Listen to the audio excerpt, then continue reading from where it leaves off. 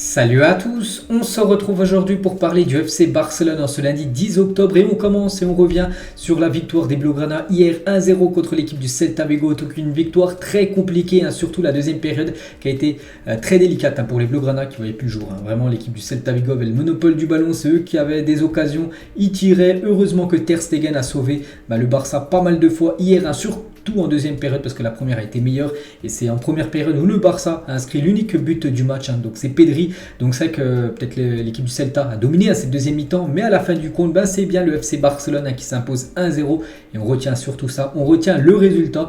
Donc plus 3 points au classement bien sûr pour le FC Barcelone. On peut voir les statistiques du match, on peut voir que l'équipe du Celta Vigo a plus tiré que le FC Barcelone, mais niveau tir cadré c'est le Barça qui a plus eu de tirs cadrés que l'équipe de Vigo et une victoire 1-0 du FC Barcelone, petite victoire mais une victoire 1-0, ça donne 3 points de plus au classement. Et le début de saison il est quasiment parfait après 8 journées de Liga. Regardez ce début de saison canon, on peut dire 7 victoires en 8 matchs. Il y a eu seulement un match nul, c'était lors de la première journée contre le Rayo Vallecano où les joueurs n'étaient pas encore, on va dire peut-être prêts pour cette première rencontre. Donc 20 buts marqués, ça c'est quand même énorme, et seulement un but encaissé, seulement un but pris en 8 matchs. Donc que ce soit l'attaque ou la défense, tout va bien actuellement du côté du Barça. Et du coup le Barça repasse devant le Real Madrid au classement de la Liga. Regardez, c'est vraiment magnifique de suivre cette saison de Liga pour l'instant parce que les deux équipes sont à 22 points, les deux équipes c'est pareil, c'est 8 victoires, enfin c'est 8 matchs, 7 victoires, 1 nul, 0 défaite. Donc après il y a juste le Barça qui a une meilleure différence de but que le Real Madrid, c'est pour ça que le Barça est devant le Real. N'oubliez pas que le prochain match en Liga c'est le Barça qui se déplace du côté du Real Madrid, donc ça sera un match décisif, voilà, un match décisif. En plus les deux prochains matchs, il y a l'Inter et le Real Madrid, des matchs très costauds, mais vraiment peut-être pas match on va dire décisif pour le titre de la Liga, mais comme j'ai dit les gars, celui qui gagnera, si un vainqueur la semaine prochaine prendra un ascendant psychologique sur l'équipe qui aura perdu, aussi un ascendant comptable, parce que si un vainqueur, l'équipe aura 25 points, l'autre, l'équipe perdante aura 22 points, donc voilà ce qui nous attend dimanche prochain 16h15, bien sûr on aura le temps d'en reparler de ce classico dimanche. Et leader avant le classico en une journal sport aujourd'hui, la une journal Mundo Deportivo, en gros miracle voilà, par rapport au match hier contre le Celta Vigo. Et surtout on peut voir un joueur qui résume très bien ce mot miracle, c'est Ter Stegen les gars, qui a réalisé des arrêts incroyables lors de cette rencontre pour tenir on va dire la baraque. Et Xavi les gars il a dit, donc il n'est pas satisfait, je m'en doutais les gars qu'il n'allait pas être très content, donc il a dit je ne suis pas satisfait du match en termes de jeu, surtout sur la seconde période voilà, qui a été très compliqué. Nous aurions pu nous mettre à l'abri plus rapidement, mais parfois il faut savoir gagner en souffrant de plus. Nous réussissons un nouveau clean sheet, voilà, comme j'ai dit, seulement un but encaissé en 8 matchs, du coup c'est un nouveau match sans prendre de but, donc voilà, il n'est pas satisfait, mais bien sûr dans le football on regarde les victoires, et là c'est bien le Barça qui s'est imposé hier soir. C'est une victoire douce, amère, nous avons gagné, mais nous devons beaucoup plus nous améliorer, voilà, parce que la deuxième mi-temps n'a pas du tout été bonne pour les Blaugrana. Toujours avec Xavi, nous devons trouver plus Lewandowski, le chercher davantage et générer plus de jeux pour lui. Il a également dit à Rafinha, m'a dit que c'était un penalty très clair, il est venu au vestiaire très contrarié, mais bon aujourd'hui ce n'était pas à cause des arbitres, donc voilà, c'est par rapport à ce penalty qu'on parlera tout à l'heure, que le Barça peut être de nouveau encore volé par l'arbitrage, on en parlera après. Vous savez que je ne suis pas une personne axée sur les résultats, je ne suis pas satisfait, mais jusqu'à ce que l'excellence arrive, nous devons sauver les résultats, et le résultat est là malgré le match qui a été compliqué. Il y a 2 semaines vous disiez qu'il y avait la dépendance de Lewandowski. Maintenant c'est la dépendance de Ter Stegen, peut-être que dans quelques jours ça sera la Pedri Depensa Dia, voilà, dépendre, c'est quand on a dépendre, avant c'était la dépendance Lewandowski vu que c'est lui qui marquait tout le temps les buts, maintenant c'est la dépendance Ter Stegen vu que c'est lui qui sauve le Barça avec ses arrêts incroyables. Peut-être dans quelques jours ça sera Pedri qui va sauver le Barça, ce sera la dépendance de Pedri, voilà ce qu'il a pu dire en conférence de presse. La première mi-temps a été très bonne, nous avons pu marquer, nous aurions même pu mener 2-0, ce qui aurait changé le match. Quand vous n'allez pas bien, vous devez savoir souffrir. Avec 2-0, le match aurait été différent, mais c'est le football, il y a aussi de la fatigue. Parfois, il est aussi important de gagner, même si vous n'êtes pas au meilleur de votre forme. Et nous devons nous améliorer. La première mi-temps était bonne, nous aurions dû marquer 2 buts. Donc voilà, une première mi-temps plutôt bonne, deuxième mi-temps plutôt catastrophique pour le FC Barcelone hier. Et le 11 du Barça, voilà, Xavi a fait confiance à ce 11-là. Voilà, pour débuter. Donc, bon, quelques surprises. Ferran Torres, moi, que je trouve très limité, les gars. Bon, il a commencé titulaire, il doit avoir du temps de jeu. Voilà, il faut faire tourner, bien sûr. Hein, surtout qu'il y a un match de Ligue des Champions après-demain. Donc, Ferran Torres a joué. Bon, il n'a pas été bon, hein, comme d'habitude. Qui a donc Rafinha a joué. Balde a commencé défenseur droit. Jordi Alba et Piqué, de nouveau, hein, ils ont commencé titulaire avec tous les joueurs en défense blessés. Donc, on va commencer tout d'abord avec ce moment, le moment du but, Pedri. Donc, bon, c'est un but facile. Hein. Bon, après, c'est une grosse erreur défensive du Celta Vigo. Pedri avec plus qu'à pousser le ballon, mais il était là où il fallait, Pedri, donc félicitations à lui. Donc quelques photos de la célébration du crack Pedri, hein, toujours, là, je crois que c'est par rapport à son papa qui est en tribune, donc c'est pour ça qu'il fait cette célébration. En gros, à chaque fois, il a fait aussi la célébration de Jules Koundé en mode serpent. Une petite info concernant Pedri et concernant son match, hein, donc 63 minutes parce qu'il est sorti à l'heure de jeu pour le faire souffler un petit peu avant le match contre l'Inter. Donc 38 ballons touchés, un but, 87% de passes réussies, 5 dribbles réussis sur 5 tentés. C'est vrai que vous avez beaucoup de mal l'équipe du Celta. Il lui arrachait le maillot, il lui tenait les jambes, les pieds, voilà, pour éviter qu'il prenne de l'avance, hein, tellement qu'il était bon hier. Donc 7 duels gagnés, hein, sur 8 tentés, un tacle réussi, hein, par Pedri. Gros match sur l'heure de jeu qu'on a pu le voir évoluer hier et sur ses réseaux sociaux. Un but important, une victoire bien méritée maintenant à fond contre l'Inter Milan. Donc maintenant, voilà, il se concentre à 100% sur le futur adversaire, hein, qui est l'Inter Milan. Ter Stegen, les gars, sur sa story, non pas sa story, c'est sur son compte Twitter, voilà. Très bonne première mi-temps. Hier, en deuxième mi-temps, nous avons souffert face à un adversaire inspiré. 3 points importants pour continuer à mener la Liga maintenant. Récupération et concentration pour mercredi soir, de retour ici au Camp Nou. Et donc, il a reçu beaucoup de likes, hein, surtout par rapport à sa grosse performance, hein, hier contre l'équipe de Vigo. Et cette saison, je l'ai dit, hein, c'est 8 matchs, 7 clean sheets, 1 but, donc ça en 720 minutes de jeu, hein. Donc le dernier but encaissé, ça remonte à plus de 624 minutes de jeu, qui n'a pas encaissé de but. Ter Stegen, c'est bien évidemment un record pour lui, hein, du côté du FC Barcelone depuis son arrivée en 2015, voilà, par là, en 2014 je crois qu'il est arrivé au club. Donc c'est la première fois qu'il a enchaîné autant de matchs, autant de minutes disputées sans prendre de but, hein. Donc là, voilà la magnifique série, bien sûr, de Marc-André Ter Stegen. Et Ter Stegen a sauvé 19 des 20 tirs cadrés qu'il a affrontés cette saison. Donc voilà, tout est dit, les adversaires du Barça, 20 tirs cadrés, 19 arrêts de Ter Stegen, hein. Donc un taux de 95% d'arrêt, on va dire, le plus élevé des 5 meilleures ligues européennes. Donc actuellement, c'est le meilleur gardien actuellement d'Europe, hein, d'après les statistiques. Donc bien sûr, on peut le féliciter pour sa grosse prestation. On a regardé par exemple cet arrêt du pied, hein, de Ter Stegen, incroyable.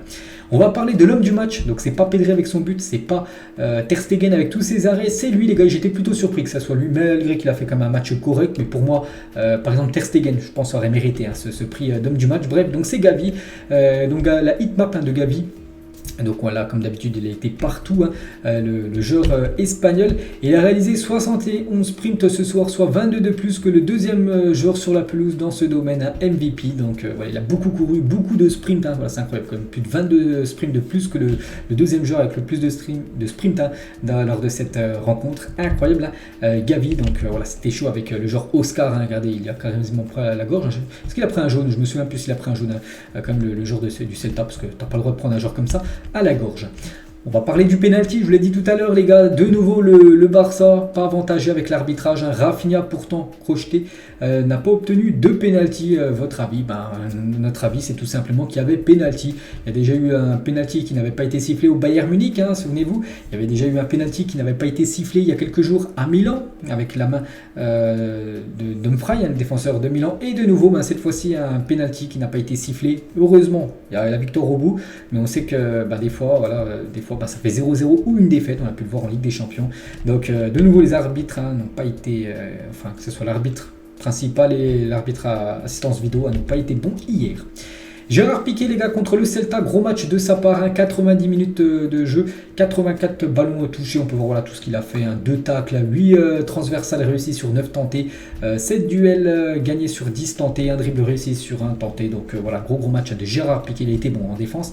Piqué joue avec le Barça au Spotify Camp Nou, une tradition de la famille Alonso. Donc c'était la première fois que Marcos Alonso jouait, hein, du côté du Camp Nou, comme son papa qui est ancien footballeur professionnel, hein, du côté du Barça. Et quelques déclarations de Marcos Alonso: l'important, ce sont les 3 points.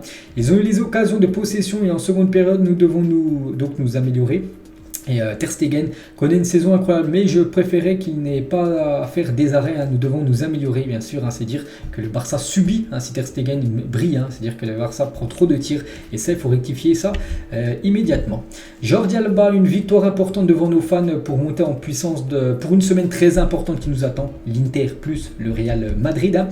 Ferran Torres, donc plus 3 points pour soi mercredi avec votre soutien. Nous parviendrons, supporters du Barça. On peut voir dans le journal Sport aujourd'hui toutes les notes des joueurs du Barça. Donc ils ont été très gentils quand même, parce que je peux voir que Ferran Torres a obtenu la note de 5 sur 10, donc en gros un match moyen. Donc moi hier j'ai fait le débrief, j'ai mis 3 les gars, et il a tout loupé Ferran Torres. C'est très gentil Sport, voilà, de lui donner quand même la moyenne. Donc tout le monde a au moins la moyenne. Gavi a une note de 7, Pedri une note de 8, ou Ter Stegen également une note de 8 pour sa grosse prestation.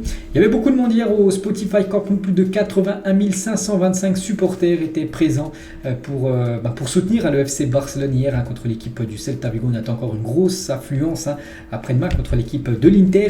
Et parmi ces supporters, il y avait ces trois-là qui sont blessés actuellement, Franck Kessié, Memphis Depay et Hector Bellerin.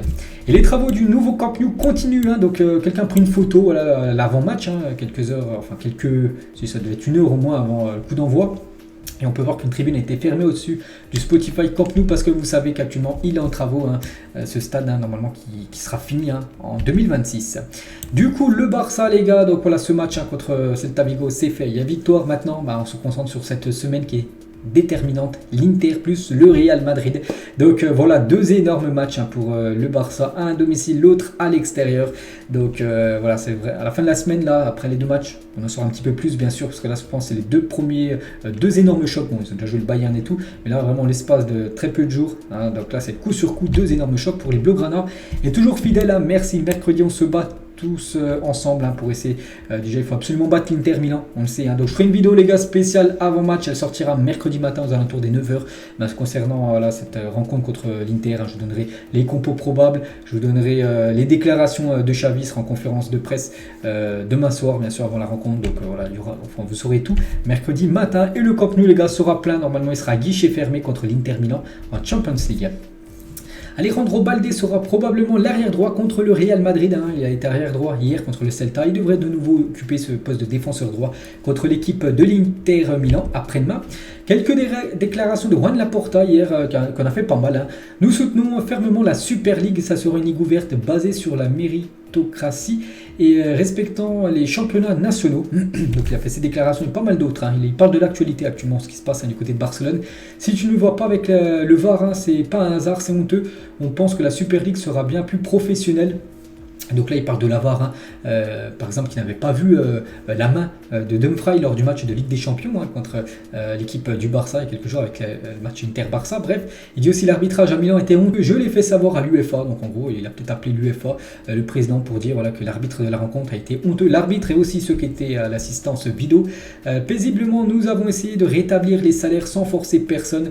On avait des offres énormes pour Frankie de Jong, il a dit oui alors du mercato estival. On voulait le garder, oui. On a préféré maintenir le talent dans l'équipe plutôt qu'il parte, bien sûr, voilà, c'est pour ça qu'il a pris. Ils ont pris la décision de le conserver. Qu'est-ce qu'il dit aussi? Griezmann est une bonne affaire, 20 millions plus 4 millions en bonus, plus la plus-value si l'Atlético le vend à plus de 40 millions d'euros. S'il revenait, nous devions payer 36 millions d'euros de salaire et ça aurait été un drame bien sûr pour le Barça. C'est pour ça que le Barça devait absolument vendre Antoine Griezmann. Et même si pour l'instant c'est pas encore officiel, la Porta confirme que Griezmann va être vendu là dans les prochaines heures, peut-être prochains jours, du côté de l'Atlético. Parce que ça aurait été un gros souci de le faire revenir du côté du Barça et verser les 36 millions d'euros de salaire d'Antoine Griezmann. Il a remis directement les finances dans le rouge. La meilleure façon de répondre est de protester contre cette scandaleuse erreur d'arbitrage et de battre l'Inter ce mercredi et de plus d'un but. Dès la saison prochaine, nous jouerons à Montjuic. Nous n'avons pas prévu de retarder les travaux en raison d'un éventuel retour de Léo Messi. Voilà, il parle d'un retour de Léo Messi. Il vaut mieux continuer à les faire pour avoir le stade le plus tôt possible. Et l'arbitre du VAR était le même qu'Armunic. Il y a aussi eu un penalty sur Lewandowski la semaine d'avant en Liga. La même a été sifflée. Donc voilà ce qu'il a pu dire. Juan Laporta, et Laporta confirme pour Léo Messi, donc déjà voilà que le Barça aimerait le faire revenir, et il confirme aussi lors de cette conférence de presse en gros qu'il y aura bien une statue à l'effigie de Léo Messi à l'entrée du Camp Nou, voilà, qui va être fait là très prochainement, donc voilà, peut-être Léo Messi, peut-être aussi de retour, on le sait, du côté de Barcelone, voilà par exemple une photo avec le nouveau maillot du Barça la saison prochaine, porté peut-être par la Pulga. Et toujours avec le maillot du Barça, donc Cupra veut devenir le sponsor de la manche du Barça. Ils sont déjà partenaires du club, mais ils veulent étendre la relation. Donc ils sont déjà partenaires, peut-être pas sur la manche, mais ils ont déjà un autre partenariat au sein du club, mais là ils aimeraient avoir un autre partenariat en plus du partenariat qu'ils ont déjà sur la manche du club pour avoir ce sponsor Cupra pour je pense que ça doit être plus pour la saison prochaine. Luis Suarez, il a dit: je n'ai pas aimé la façon dont j'ai quitté Barcelone, mais je sais qu'ils m'ont presque tout donné. Je suis très fier de la façon dont ma carrière s'est déroulée car j'ai toujours donné le meilleur de moi-même pour l'équipe. Il dit: je regarde toujours la plupart des matchs du Barça, je suis un supporter de plus pour cette équipe du FC Barcelone. Andrés Iniesta, l'ancien blaugrana, il a dit: mon futur, je vais encore faire une année ici au Vissel Kobe, puis on verra, peut-être prendre sa retraite. J'aimerais beaucoup revenir au Barça, c'est ma maison, mais je ne sais pas encore à quel poste, un coach, dirigeant ou autre. Peut-être joueur, ou je sais pas, peut-être un autre poste. Bon, ça m'étonnerait en tant que joueur, voilà, peut-être j'abuse. Bref, pour l'instant, je me vois encore joueur, bien sûr, à Vissel Kobe. C'est pour ça que, pour l'instant, il ne veut pas prendre sa retraite, puis il a raison. Tant qu'il est apte à jouer, tant qu'il n'a pas de problème de physique, on va dire, qu'il continue, bien sûr, le légendaire Iniesta. Pjanic, les gars, l'ancien blaugrana sur Ronald Koeman. J'ai été très surpris quand j'ai vu les entraînements de Koeman. Ils étaient sans intensité, ces entraînements, sans tactique, sans idée. On ne préparait pas les matchs. Donc voilà le gros pic envoyé de Pjanic sur Koeman. Et on finit, les gars, cet épisode aujourd'hui. Pas de photo de fin, juste une photo de R9, l'ancien joueur du FC Barcelone. Il était resté une saison du côté du Barça, voilà, avec ce mythique maillot vert-bleu. Je crois que c'est du bleu plutôt pour le Barça il y a quelques temps. Donc voilà, les gars, la fin de cet épisode. J'espère que ça vous a plu sur cette chaîne. Les gars, on se retrouve demain matin. Il y aura l'avant-match du Real Madrid. Et concernant le Barça, ça sera mercredi matin, pareil, aux alentours des 9h, l'avant-match contre l'équipe de l'Inter Milan. Mercredi soir. Ciao à tous.